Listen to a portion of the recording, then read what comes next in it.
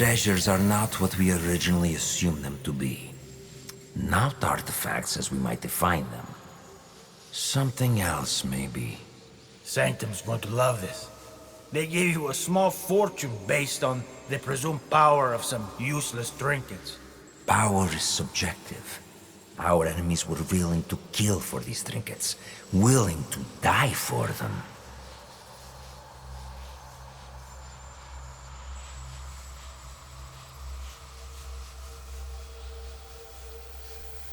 And you think the Sanctum will buy the word of fanatics and savages? The inner sanctum lacks perspective.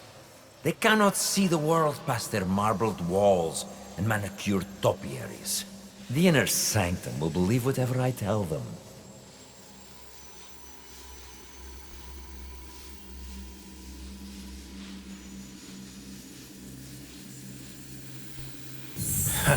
Useless shits or not, they'll have your head for this.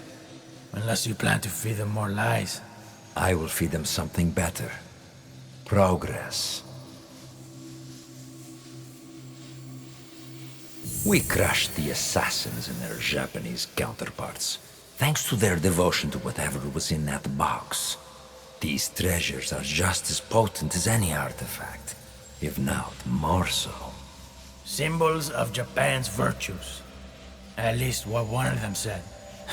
Right before I claimed his tongue. He believed it to his dying breath.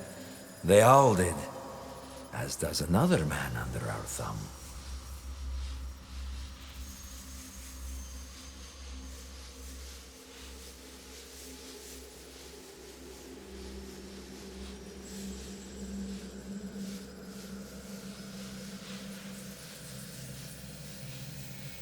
The Shogun and his bootlickers.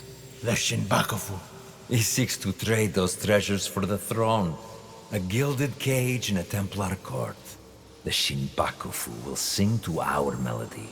A perpetual cycle of discord with no end in sight. Bloodshed.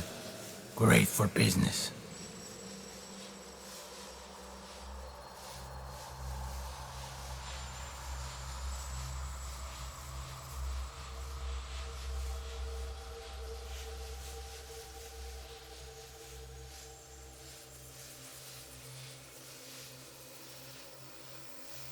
Think bigger, Dwart. Our commerce here in Japan is simply meant to oil the workings of a greater system. One we control. War, unrest, hunger. All functional institutions in their own right. All part of the same system. And it runs like a work of art. And what of Oda Nobunaga? A stubborn son of a bitch, that one. No, not stubbornness. His singular belief in unification is unyielding. Not to his enemies, and certainly not to us.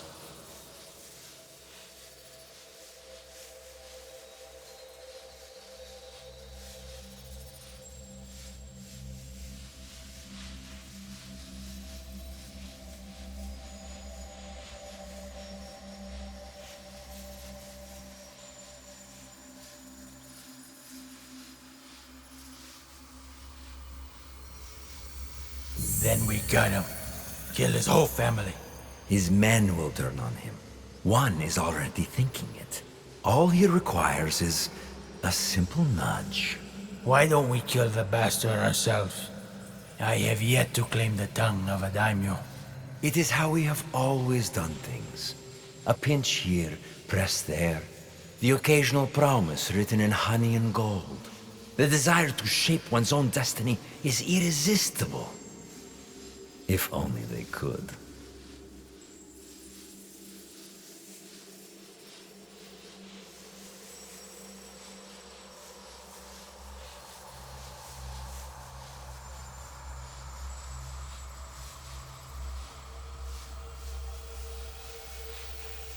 A good speech, senor. Then I suppose the Inner Sanctum will be pleased with our progress. Dear Duarte, we've only just started. And it will be nearly impossible to stop us. The people of this land fight for a destiny that no longer belongs to them. The deeper their divisions run, the sooner our plan comes to fruition. And when we are satisfied, We will finally give them the peace they seek. These men and their machinations. How do you feel? Misery, falsehoods, oppression. All carefully tuned mechanisms of control. Yes, I see. Events that transpired centuries before your time. And yet, you feel the connection. You can identify the shape of your enemy. You recognize the cage they've built around you. You are beginning to understand. Nawe and Yasuke's fight. It is your fight as well. Your journey has helped me see the aberration more clearly. It is an incompatibility with Animus' ego.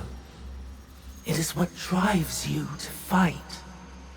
To hope she will find you. Subdue you once more. I'm sorry. Your fight is one of many.